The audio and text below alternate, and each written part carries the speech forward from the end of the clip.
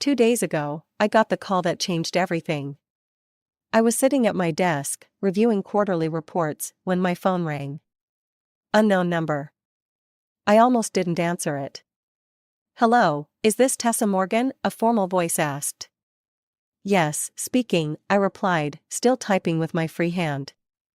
"This is Officer Rodriguez from the Central Police Department.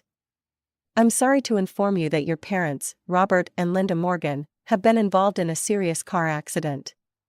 My fingers froze over the keyboard. "Are they okay?" The pause on the line told me everything before he even spoke. "I'm very sorry, Ms. Morgan, they didn't survive the impact."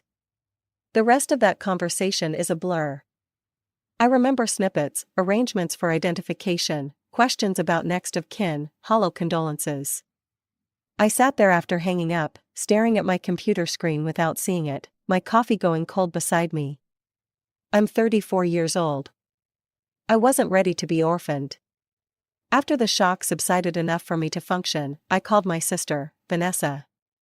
She's 5 years younger than me, living on the other side of the city with her husband Derek and their 2 kids, Lily and Noah, ages 4 and 2. "Hello," her voice sounded irritated, like I'd interrupted something important. "Vanessa, it's me. Have you heard about Mom and Dad?" My voice cracked. "Yeah, the police called me too." Her tone was flat, distant.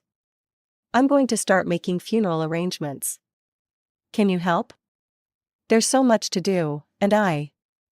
"Look, Tessa," she cut me off, "I've got the kids here.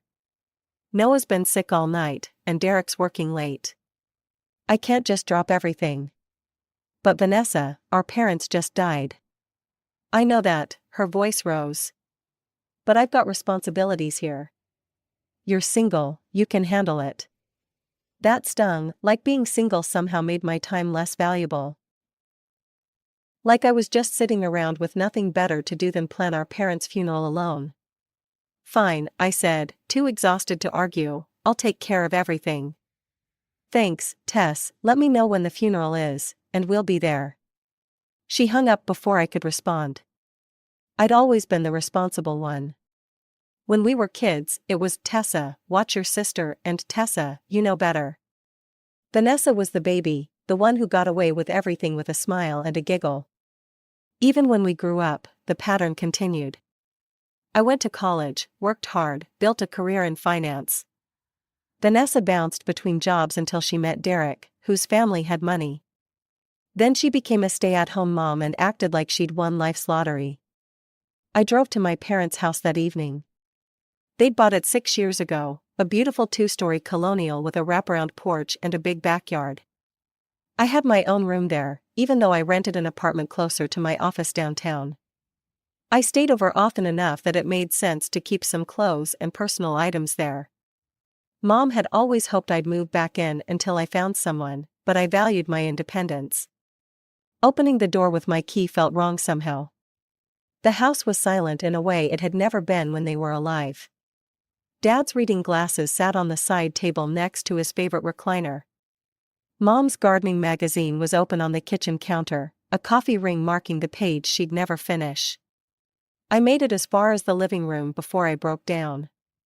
I cried until my throat hurt and my eyes burned. Then I wiped my face, made a cup of tea, and started making calls. The next few days passed in a blur of funeral preparations. I chose the caskets, arranged the service, selected flowers, wrote the obituary. All while working remotely when I could, taking personal days when I couldn't. Not once did Vanessa offer to help. She texted once asking if she needed to bring anything to the funeral, like it was a potluck dinner.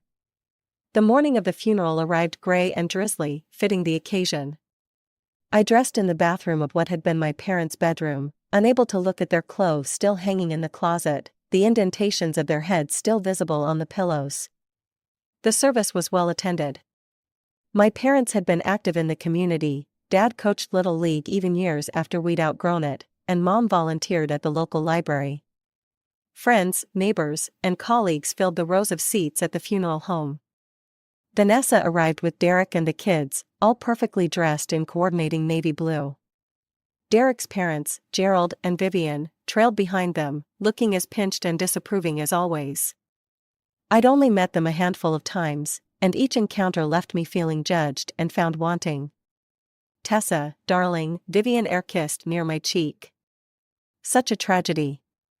You've done well with the arrangements, considering." Before I could respond, the funeral director signaled it was time to begin. The service proceeded as planned until Vanessa surprised me by asking to speak. She approached the podium, dabbing at her eyes with a lace handkerchief. "Mom and Dad were everything to me," she began, her voice trembling artfully. "They supported every dream I ever had, cheered at every accomplishment, no matter how small. They were my biggest fans, my strongest supporters." I shifted uncomfortably in my seat.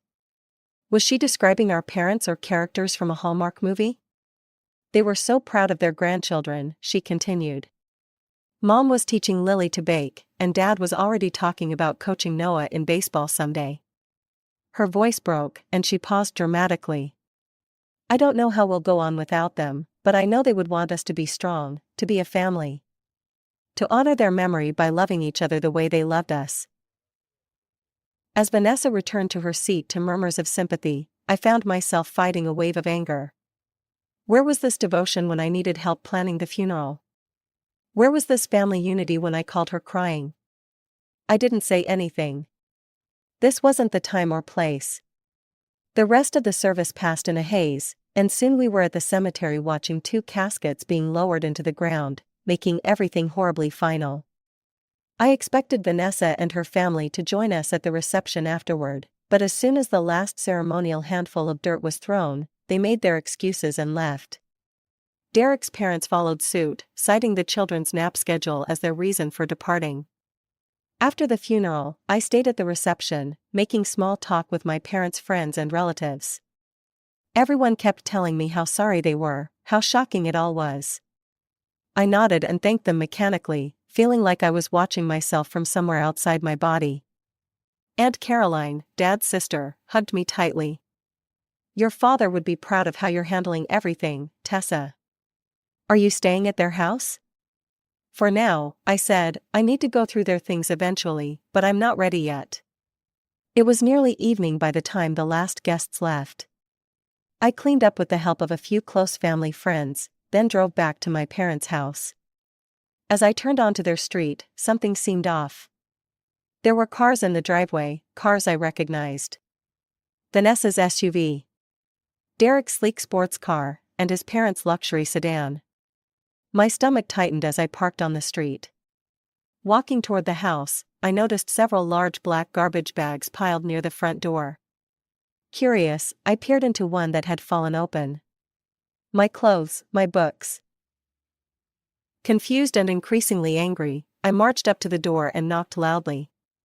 After a moment, the door swung open. Vanessa stood there, her expression shifting from surprise to defiance. Behind her, Derek loomed with his arms crossed. In the background, I could see Gerald and Vivian sitting comfortably on the couch, my parents' couch, like they owned the place. "What's going on?" I demanded. "Why are my things outside in garbage bags?" Vanessa stepped forward, blocking the entrance. "We've decided to move in." "You've decided?" I couldn't believe what I was hearing. "What do you mean decided?" "This is our parents' house." "Exactly," Derek's father called from inside. "And everyone knows they loved Vanessa more." I stared at him, stunned by the blatant cruelty of his statement. Vivian nodded in agreement. "They didn't leave a will, did they?" "In cases like this, the property naturally goes to the closest family member. That would be Vanessa, with her children. Your parents' grandchildren." "That's not how inheritance works," I sputtered, "and this is still fresh. We haven't even begun to deal with their estate." "We need a place to live," Vanessa said flatly. "The lease on our apartment is up, and this house has plenty of room for the kids." "It makes sense." "What about me?" I asked. "I've been staying here." "You have your own apartment," Derek said dismissively. "You don't need this house." I looked from face to face, seeing nothing but entitlement and disdain. Exhaustion washed over me. I'd just buried my parents. I couldn't fight this battle tonight. "Fine," I said, my voice hollow. I'll take my things for now, but this isn't over. As I gathered the garbage bags and loaded them into my car, I overheard them through the open windows, already planning a housewarming party in 2 weeks. Celebrating in my parents' house while they were barely cold in their graves. The drive back to my apartment was a blur of tears and rage. I carried the bags up to my one-bedroom place and started unpacking, discovering that they'd thrown out more than just my personal belongings. They'd bagged up family photo albums, probably dismissing them as clutter. I sat on my floor, flipping through the pages. A pattern emerged that I'd noticed but never fully acknowledged before. Photo after photo of Vanessa, birthdays, dance recitals, graduations. Pages dedicated to her wedding and the births of her children. And me? A school portrait here, a graduation photo there. Always on the periphery, never the center. Gerald's words echoed in my mind, everyone knows they loved Vanessa more. He wasn't wrong. Our parents had always favored her. The baby, the pretty one, the one who needed more help, more attention, more everything. I'd accepted it long ago, throwing myself into school and then my career, building a life that didn't depend on their approval. What Vanessa didn't know, what none of them knew, was that 6 years ago, when my parents found their dream house, they couldn't qualify for the mortgage. Their credit wasn't good enough, and they didn't have enough savings for the down payment. So I stepped in.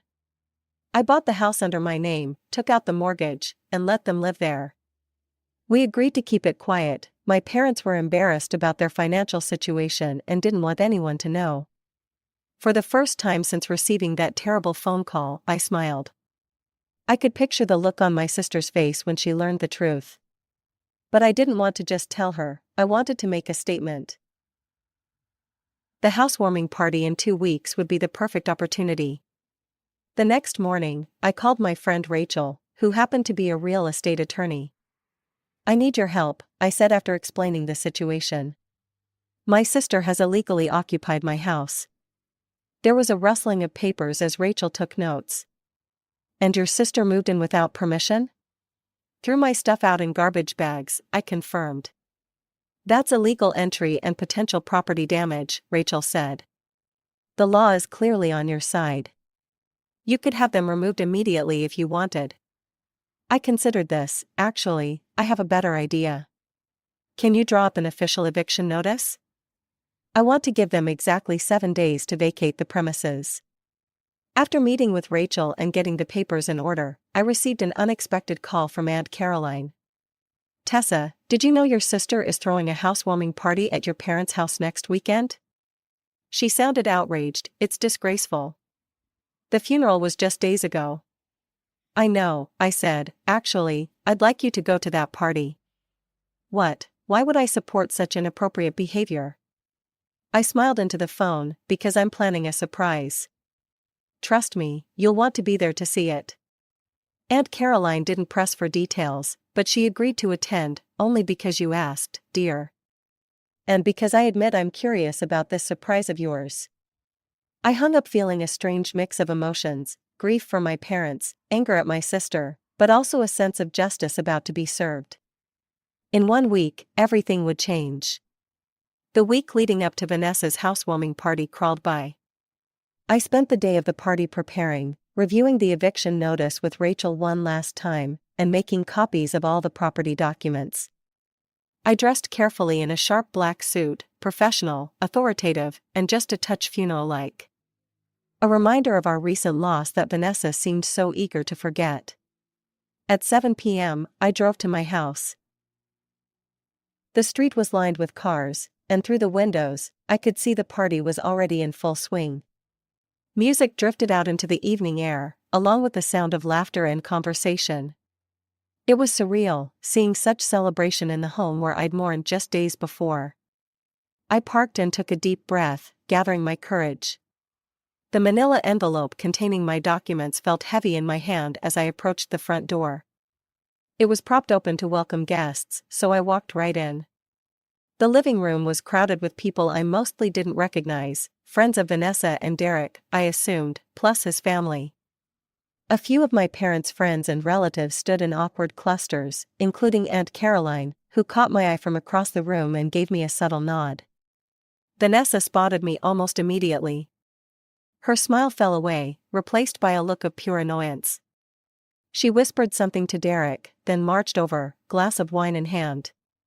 "What are you doing here?" she hissed, keeping her voice low but not bothering to hide her hostility. "You weren't invited." "I don't need an invitation to my own house," I replied calmly. "This isn't your house anymore," she snapped, her voice rising. "It's mine now. You have your apartment, and I need this place for my family." People nearby began to notice our confrontation. Conversations quieted as guests turned to watch. "You're not welcome here," Vanessa continued, louder now, seemingly emboldened by having an audience. "This is my house, and I decide who to invite." Gerald and Vivian appeared at her side, forming a united front.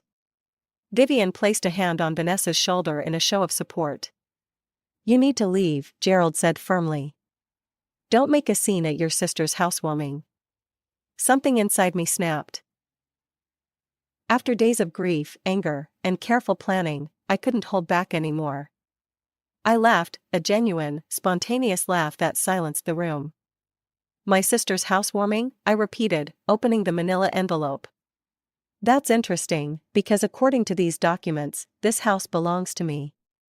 I handed Vanessa the deed with my name clearly listed as the property owner. Her face drained of color as she read it. This can't be right," she stammered. "Mom and Dad bought this house." "No, I bought this house," I corrected her, 6 years ago. "I took out the mortgage. I've been making the payments. Mom and Dad lived here because I allowed them to." The room had gone completely silent. Everyone was watching, frozen in place like a tableau. "That's not possible," Derek interjected, grabbing the document from Vanessa's hands. "Your parents owned this house." "Check the records if you don't believe me," I replied, my voice steady. "You should have done that before you moved in and threw my things out on the lawn." Vanessa's face cycled through emotions: disbelief, anger, fear. "Why didn't you tell me?" "Why would I countered. "It was between me and our parents. And frankly, after the way you behaved, I'm glad I kept it to myself." I turned to address the room at large. "I'm sorry, everyone, but this party is over. I'm going to have to ask you all to leave my property." People began gathering their belongings, murmuring among themselves. Many shot sympathetic glances my way, while others looked embarrassed to have been caught in the middle of our family drama. Vanessa seemed to realize she was losing control of the situation. "You can't do this," she shouted. "We've already moved in. We gave up our apartment." "That's your problem," I said, pulling out the eviction notice. "Here's a formal eviction notice. You have 7 days to vacate the premises, or I'll involve the police." 7 days? Derek exploded. "That's impossible, we have children." "You should have thought about your children before you illegally occupied my house and threw my belongings into garbage bags," I replied. By now, most of the guests had filed out. Only Aunt Caroline remained, standing quietly near the door. Vanessa snatched the eviction notice from my hand and tore it in half. "This isn't over," she snarled. "You can't just throw us out, we're family." "Family?" I echoed. "Was I family when you refused to help with the funeral? Was I family when you moved in here without even asking me? Was I family when you and your in-laws insulted me and treated me like an intruder?" She had no answer for that. Tears welled in her eyes, whether from genuine emotion or manipulation, I couldn't tell anymore. 7 days, I repeated. "I'll be back with the police if you're still here." I turned and walked out, ignoring her calls after me. Aunt Caroline followed me to my car. "That was quite a surprise," she said, embracing me. "I'm proud of you for standing up for yourself." "Thanks for being here," I replied, suddenly exhausted now that the confrontation was over. As I drove away, I saw Vanessa standing in the doorway, my doorway, watching me go, her expression unreadable in the gathering darkness. For the next week, my phone buzzed constantly with messages from Vanessa. At first, they were angry and threatening. Then they changed to pleading. "We have nowhere to go, the kids love this house already, we'll pay rent, whatever you think is fair, please, Tessa, don't do this to us. I read each one but didn't respond. This wasn't a negotiation. Years of being the responsible one, the understanding one, the one who could be counted on to give in, those days were over. Rachel advised me to document everything. If they refuse to leave, we'll need evidence for the court, she explained. On the 7th day, I drove to the house with Rachel beside me for legal support. I wasn't sure what to expect. Part of me thought Vanessa might barricade the doors and force a confrontation. Another part wondered if they'd already left, slipping away in the night rather than face me again. What I found was somewhere in between. When we arrived, the front yard was littered with boxes and furniture. A moving truck sat in the driveway, its back doors open as Derek and his father loaded items inside. Vanessa sat on the front steps, watching the children play in the yard as if this were just another moving day, not an eviction. Her eyes were red-rimmed, her hair pulled back in a messy ponytail, a far cry from her usual polished appearance. She saw me approaching and stood up, arms crossed defensively across her chest. "You actually came," she said, her voice flat. "I said I would," I replied simply. We stood in awkward silence, watching as Derek struggled with a heavy dresser. "You know, you didn't have to do it this way," Vanessa finally said. "You could have told me privately, not humiliated me in front of everyone. Like how you didn't humiliate me by throwing my things in garbage bags," I countered.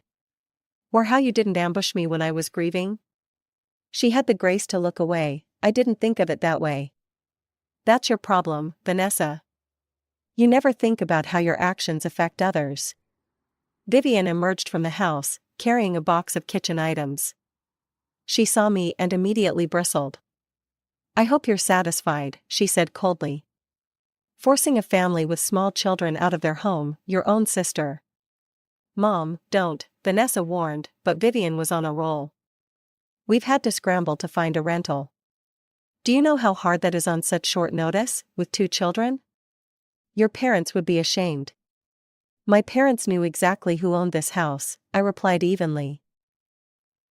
"And they'd be ashamed that Vanessa didn't even help with their funeral but was quick to claim their home."